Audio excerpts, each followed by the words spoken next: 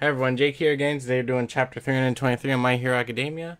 Now, I leave for work in literally about an hour, so I'm gonna try to see if I could get this recorded, edited, and uploading before I leave. But chances are you're probably not seeing this video till Sunday. Maybe I'll put it up Saturday. It just depends if I have enough time to actually edit this and get it up. But I have not been spoiled or anything. I am reading the scans on Friday. That's when I'm recording this.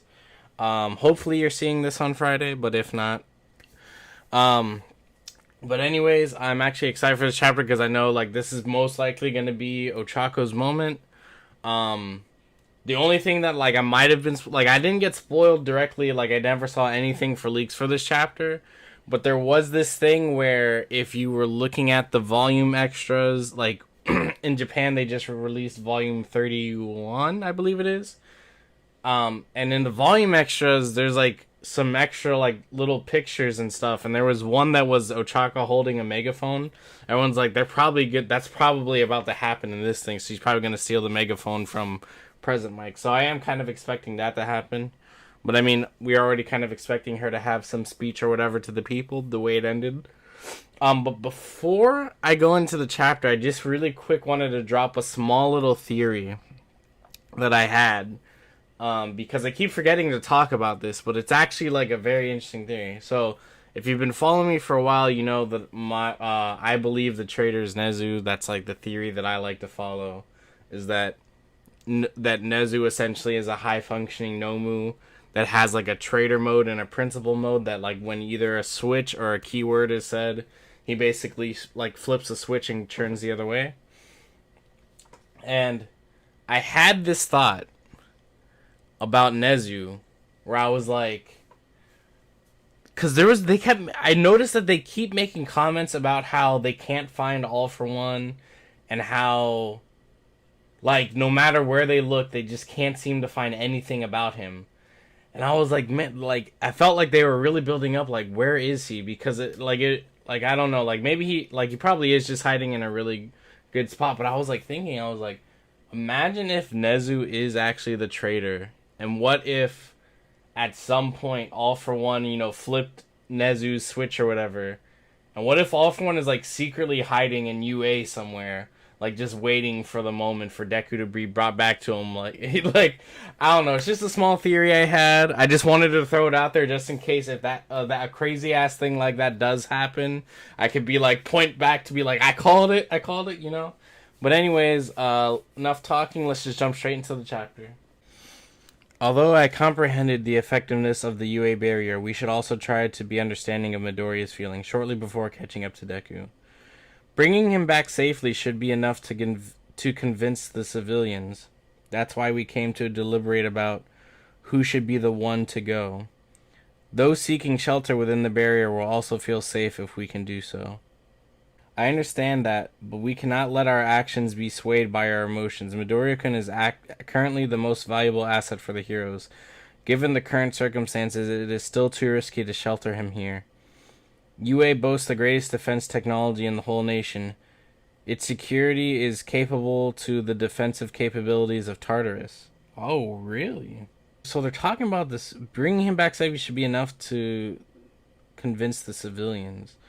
But I mean, so are they trying to say that, if we leak, I don't know, this sounds weird. It's like, are they basically saying they're trying to let the civilians know that like Deku's the one that can beat Shigaraki, so to assure them, it's like we're bringing back like the hero's best weapon against Shigaraki? Is that what they're like implying? Because if so, that's kind of a dumb idea, because obviously you were seeing it backfire or whatever. But I don't know, that's also, again, this is the scans, not the official translation, so this might just be something that's like translated differently in the officials. Like for instance, a big thing that like even I addressed it last chapter, I said I wonder what this says in the officials, and it definitely came off because, as I said, I'm a Nezu traitor theory thing, and in the scans they made it seem like Nezu spilled the beans about Deku, but then in the official it didn't seem that way at all. But I don't know, maybe he did based on what's being said right now. We'll see. but Tartarus was easily destroyed by Shigaraki. UA was also broken into last year. We even witnessed the terror of Shigaraki firsthand. That's why, okay, yeah. What is the play? Because Shigaraki could just decay fucking everything. That's why I decided to upgrade UA security system with my own modifications. You can do that? It was a mighty effort. In conclusion, if there was a raid to happen right now, there would be absolutely no way the students and civilians sheltered here would fall into the villain's clutches. I will not allow any invasion to occur. The UA barrier is more than a simple armored fortress. UA can now move. Oh, okay, so people were talking about this. So it is a fucking mech. It is a fucking mech. Because there was like people were talking about like there was a fucking thing where he's like, we can combine with Shiketsu, and we're like, combine with Shiketsu? Like, what do you mean?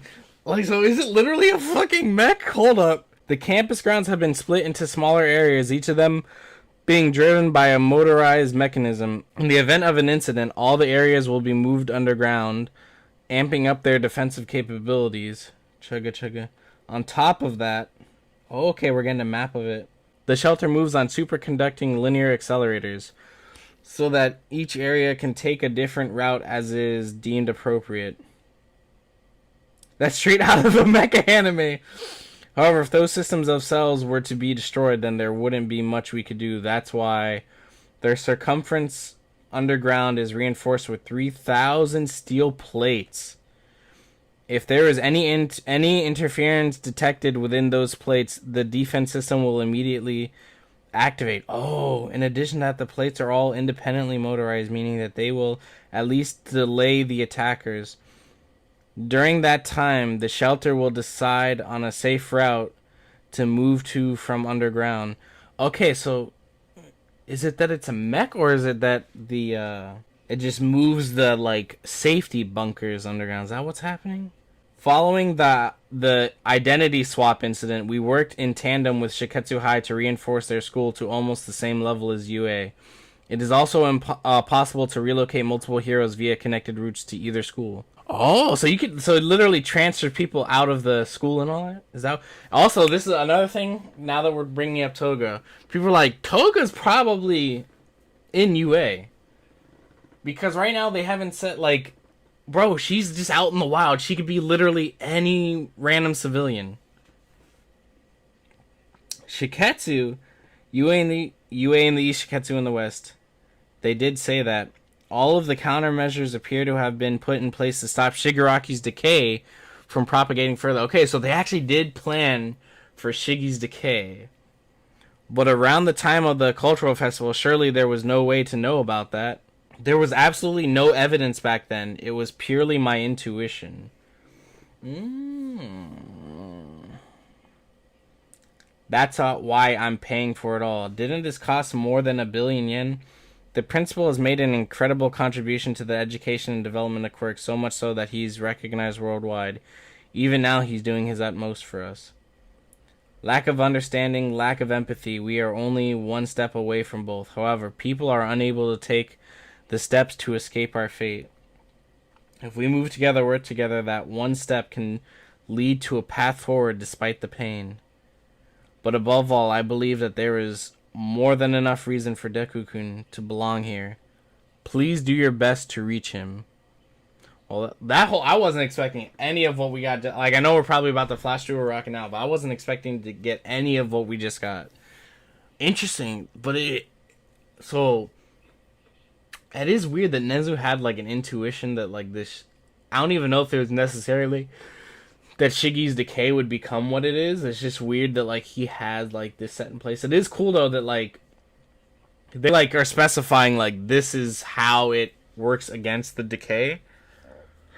But at the same time, I'm like, how much like the amount of plates I guess just slows down how quickly the decay can get to the like vital parts of the mechanisms. All right, now now we're back. Don't let that boy in here. Shigaraki's gonna come right after. Didn't UA promise us that they would protect us and keep us safe? Don't come in here. Get out. Oh, fuck. Oh, no. I said last chapter that I wanted this, but now that I'm seeing this... Oh, fuck. Oh, Mama Midoriya. Oh, no. What is AFO? Anyway, a type of Nomu? Izuku-kun! I told you it was dangerous. Monoma's with Eri. I'm guessing that looks like probably Tetsu Tetsu and Komori? I can't remember how to say her name, but the mushroom chick. Oh, and then fucking everyone's all little little Koda's there too. How scary, get lost. Do you think you can get away by covering it up again? We can't do anything. Looking at the phone, AFO.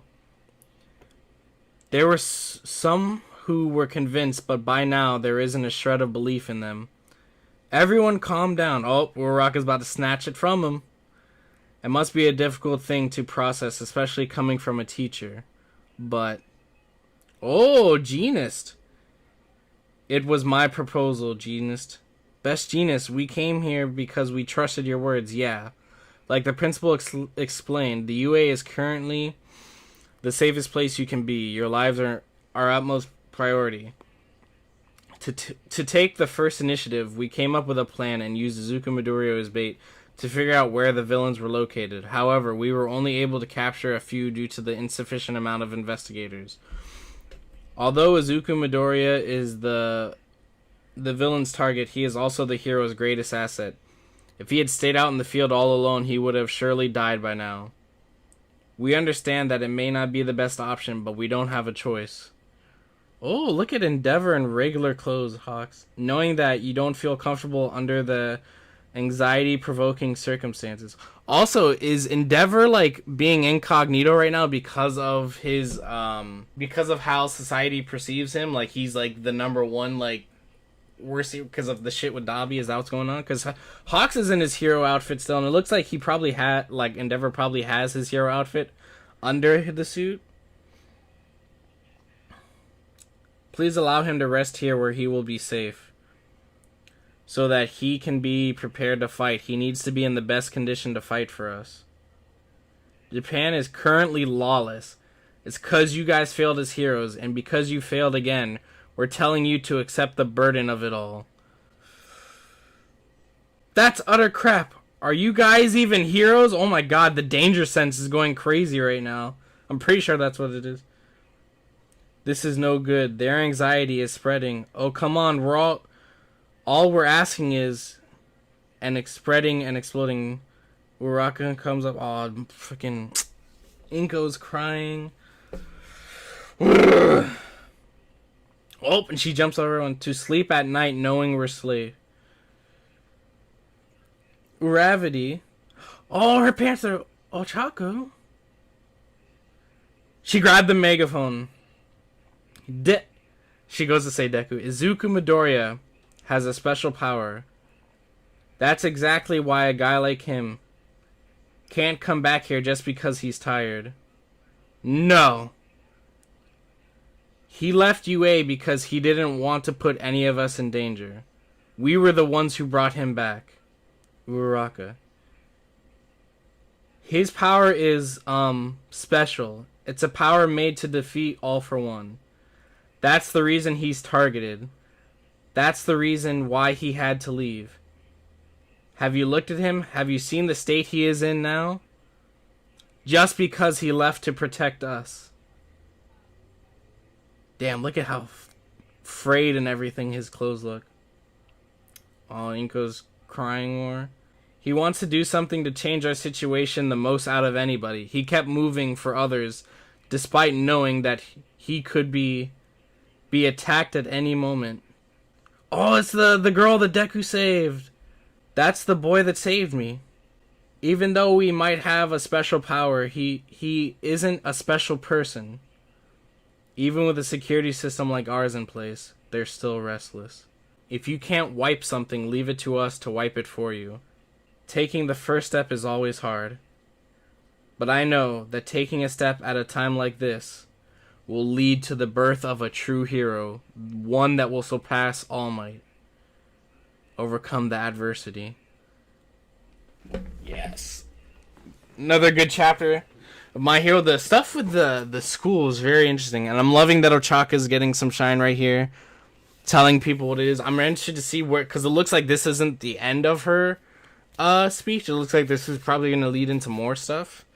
I am starting to question, because this is starting to get into territory that I'm not sure if they're going to be able to adapt all of this next season, because like I said, depending on how next chapter ends, we'll see. Because if you'd seen my videos, I basically said that depending on how these next few chapters go, this is probably where next season is gonna end. Unless a big twist happens, like in the next chapter or two, where like all of a sudden like the villains are attacking or something like that. But I'm loving where this is going. I'm still curious how the school, because at first I thought it was like, they even mentioned like a mech that it can move, but it seemed more like less like the school as a whole moves, and more like there's safety bunkers that move people to different locations. So I might have to I'm gonna have to wait to the officials and see how they translate it, because I want to see official, because that does sound weird. Like the way they were illustrating it too, it seemed more like that they could relocate people to Shiketsu and vice versa, instead of like the school actually moving.